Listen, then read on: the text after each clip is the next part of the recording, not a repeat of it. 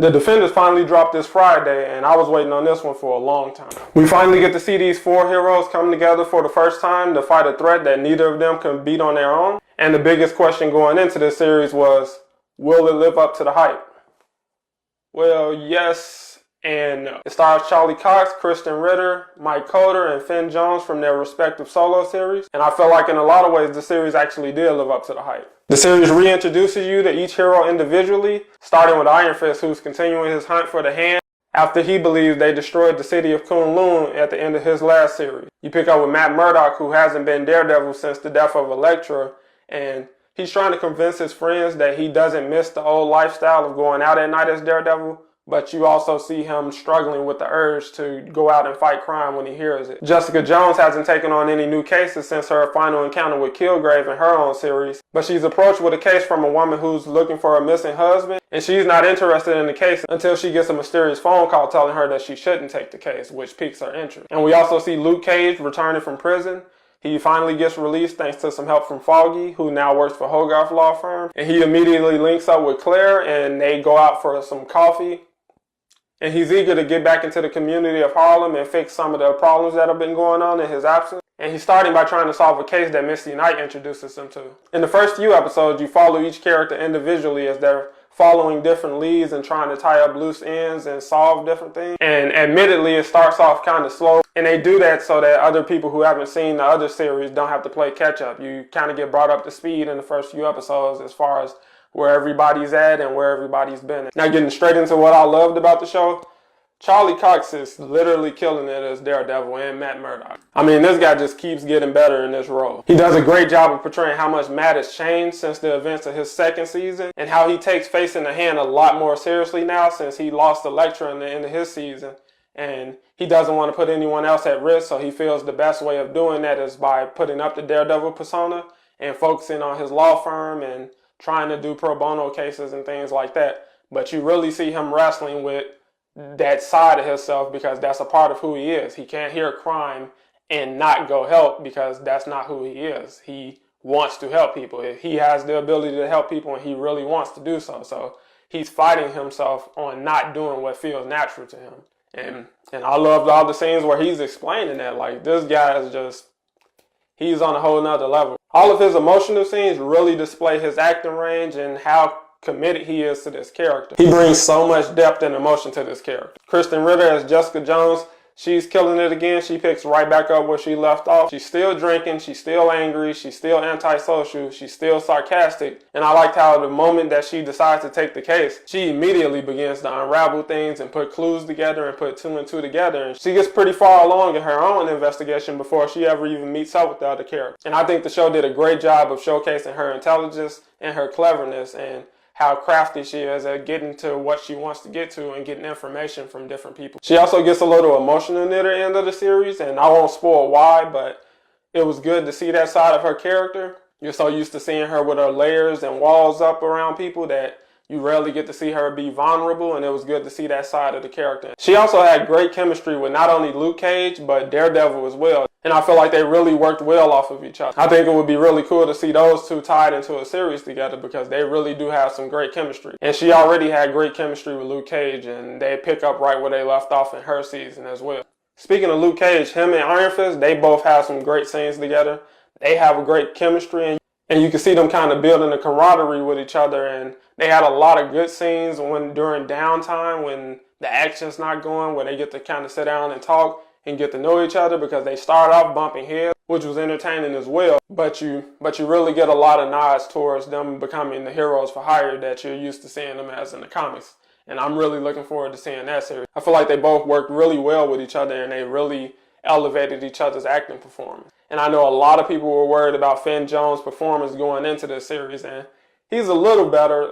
He still carries in some of the problems I have with him from Iron Fist, but most of those go away fairly quick in the series, and he also has improved a lot with his fight choreography. Like, he genuinely looks like he has some time to practice a little more, get a little more used to the mechanics of it, and it really shows, and I was happy to see that. And as far as the action goes, you get a lot of that in this series, a lot more than I really expected going in. I figured there would be a few action scenes here and there, but I didn't think there would be as many as we get, which was surprising, but good. But I gotta say, Daredevil fight scenes were by far the best. And you get a fight scene between Iron Fist and Daredevil in this series, and I was really looking forward to that going in. I was hoping that they would go that route, and I was hoping that Finn Jones had really stepped up to the bar and made that an equal fight, or made it look good on camera, and he really did. I feel like that fight scene was well worth the hype. But yeah, you get a lot of cool interactions between the four main characters in the show, and a lot of cool dialogues, a lot of quippy jokes here and there. And they give Daredevil a hard time for being the only person to wear a disguise during their fight scenes.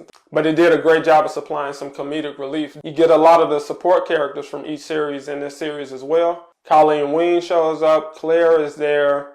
You get Hogarth and Foggy and Karen for a bit, as well as Stick, who actually got a lot of screen time and played a bigger role into the show than I thought he would going in. And I really enjoy Stick in this show. I always love seeing him pop back up in the series, and just like in Daredevil, he pops up with information on the hand. He tells them what's going on and what they need to do, but he also brings a lot of comedic relief. At least for me, I find most of the stuff that he says pretty funny. Like, he just doesn't care. Between him and Jessica Jones, you're going to be laughing a lot in this show. Like I said, at least I was. But they're facing the Hand in this series, and they're led by Sigourney Weaver, who plays Alexandra. And she reunites all factions of the Hand together, and she also resurrects Elektra. And I really enjoy Sigourney Weaver's performance in this show. She didn't go over the top or simply business evil or anything like that. She actually played the role very reserved and elegant, but also with a hint of malice there. There are a few scenes she's given where she interacts with certain characters where she is supposed to be taken as intimidating, and they do a good job with that without going over the top. They also give her a small action scene when Elektra is first resurrected. They do a good job of showcasing that she can actually handle herself if the situation calls for her. And as far as the Hand, you get to meet the other heads of the different factions of the Hand. You get Bakuto from Iron Fist, Madame Gao from Daredevil, as well as two other characters who are introduced in this series. I really like Sawade, I think that was his name. I don't know if I'm pronouncing that right, but I really liked his character, and I feel like they do a good job of making him actually live up to what they built him up to be before he's introduced, because Luke Cage was pursuing him because he was connected to the things that were going on in Harlem. And Stick kind of warns him that he might want to fall back from that one, because with a few quick moves, that guy can take him down. And when Luke Cage finally confronts him, that's exactly what kind of takes place. And it's good to see that, you know, Luke Cage, his durability and his indestructible body wouldn't be overpowered in this. Like, they did a good job of balancing that in the show, I feel. Élodie Yung does a great job as Elektra again.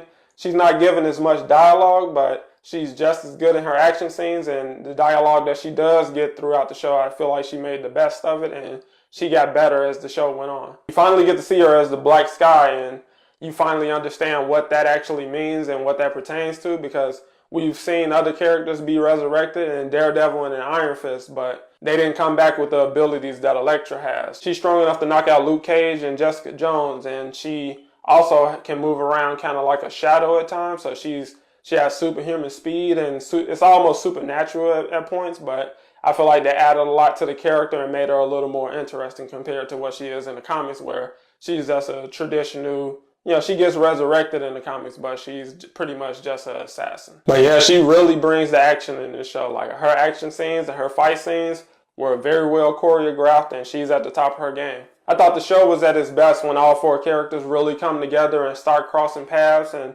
they're initially butting heads and kind of stepping on each other's toes and, you know, getting in each other's faces a little bit, and that was all very entertaining. And I really enjoyed some of their fight scenes that they had with each other, and seeing those confrontations kind of hit the boiling point. Now, none of these are major issues for me, and I feel like some of them may be nitpicky and some of them are just personal gripes, but they were issues I had with the show nonetheless. One problem I had with the show was a lot of the supporting characters from the separate series, they all felt kind of shoehorned into this one.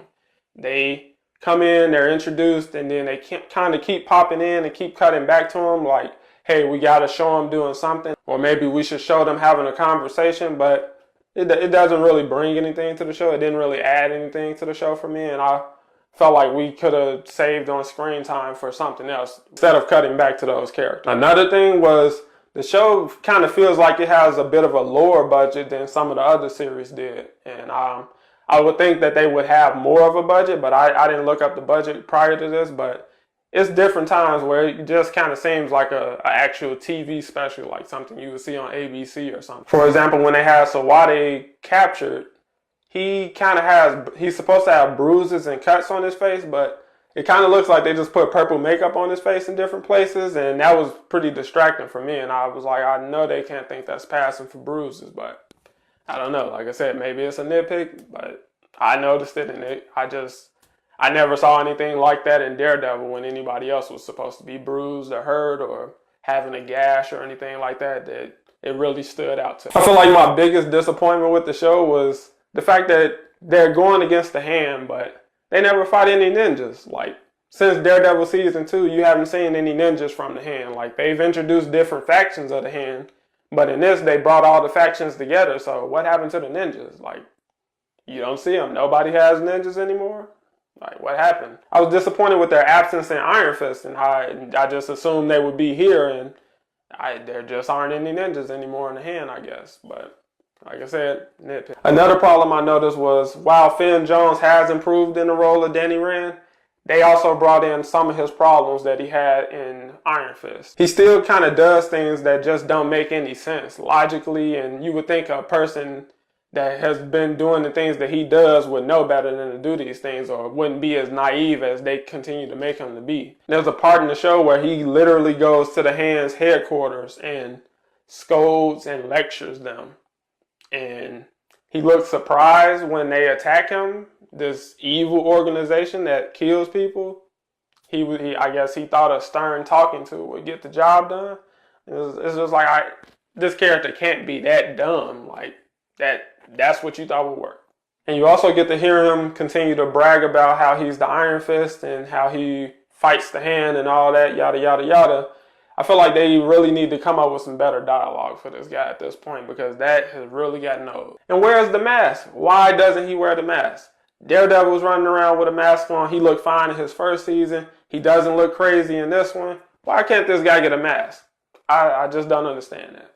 But again, personal growth. But overall, I felt like they did a great job of living up to the expectations that I had for the show. I feel like they really delivered on a lot of the action and character development that they promised going in. And I can't wait to see what they do in the next season. I'm going to give the Defenders a 9 out of 10. And I admit they kind of got me with what they tried to pull at the end of the series. And I won't spoil it. You know, you should definitely check it out, or you probably read it online by now. But again, I won't spoil it here. But they kind of had me going for a second. And you get a shot of Iron Fist on a rooftop, and he kind of lights up his fist, and you see him in a jumpsuit. And I was just kind of shaking my head like they can't be serious. Like, it made me think of a guy who's taking his neighborhood night watch a little bit too seriously. That's just how he looks. Ultimately, they decided to go in a different direction, which I was happy to see. But yeah, those were my thoughts on the Defenders. Let me know what you guys thought of the show down in the comments. Who was your favorite character? What was your favorite scene? Things like that. I post new videos every week, so if you don't want to miss anything, subscribe and make sure you click the bell icon so you can get notifications for all my future videos. Also, you can follow me on Twitter. I'll leave a link for that in the description. Thanks again for watching, guys. This is Too Cool Reviews, and I'll see you in the next one.